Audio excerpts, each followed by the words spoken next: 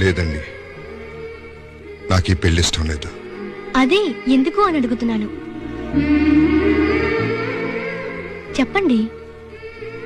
నేను ఇంతకు ముందే ఒక అమ్మాయిని ప్రేమించాను. మీరు ప్రేమించారా? నాకింతవరకు తెలీదే. పోనీ ఆ అమ్మాయి ఎవరో చెప్పండి. తాతయ్య వాళ్ళతో మాట్లాడి ఆ అమ్మాయితోనే మీ పెళ్లి జరిపిస్తాను. అది వీలు కాదండి. ఏ? ఆ అమ్మాయికి పెళ్ళైపోయింది. అవునండి, నేను ఆ అమ్మాయిని ప్రేమించాను, కానీ ఆ అమ్మాయి నన్ను ప్రేమించలేదు. వేరే అతన్ని ప్రేమించి పెళ్లి చేసుకుంది. Bad luck.